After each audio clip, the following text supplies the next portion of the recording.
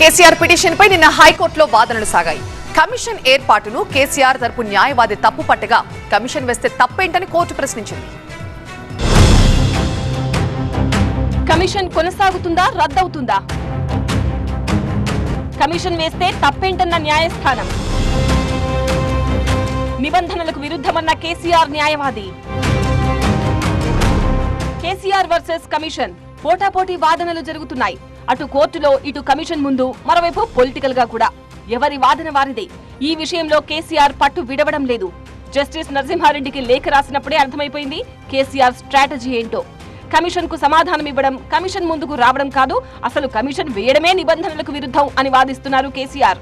Commission ను రద్దు చేయాల్సిందేనంటూ ఏకంగా హైకోర్టుకు వెళ్లారు. అయితే హైకోర్టు కూడా కొన్ని ఆసక్తికర వ్యాఖ్యలు చేసింది. జ్యుడిషియల్ ఎంక్వైరీ చేస్తే తప్పేంటని కేసీఆర్ తరపు లాయర్ ను హైకోర్టు డైరెక్ట్ గానే ప్రశ్నించింది.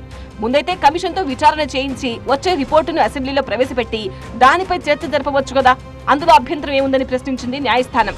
కానీ పిటిషనర్ తరపు న్యాయవాది మరో వాదన వినిపించారు. విద్యుత్ కొనుగోళ్ల ఒప్పందంలో భాగంగా ఛత్తీస్గఢ్ నుంచి కొన్న విద్యుత్ కు ఎలక్ట్రిసిటీ రెగ్యులేటరీ కమిషన్ ఈఆర్సీ అనుమతి ఉందని వివరించారు. ఈఆర్సీ కూడా ఓ జ్యుడిషియరీ సంస్థే కాబట్టి దాని అనుమతితోనే విద్యుత్ కొనుగోళ్లు చేసినప్పుడు మళ్లీ జ్యుడిషియరీ ఎంక్వైరీ వేయడమేంటి అనేది కేసీఆర్ న్యాయవాది వినిపించిన వాదన. ఈఆర్సీ ఇచ్చిన తీర్పులపై జ్యుడిషియల్ కమిషన్ వేసి విచారణ చేపట్టకూడదని, అయినా సరే కమిషన్ వేశారని కోర్టుకు తెలిపారు.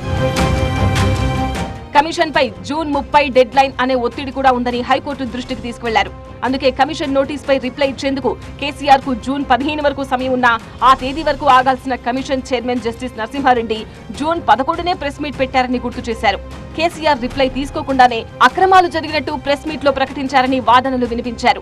ఇలా ప్రెస్ మీట్ పెట్టడం సుప్రీంకోర్టు తీర్పులకు విరుద్ధమని చెప్పుకొచ్చారు కేసీఆర్ తరపు న్యాయవాది. ఇది పూర్తిగా పొలిటికల్ ఎజెండాతో వేసిన కమిషన్ కాబట్టి రద్దు చేయాలని కోరారు. పైగా సబ్ క్రిటికల్ టెక్నాలజీని తప్పుపట్టాల్సిన అవసరం లేదని కూడా వాదించారు.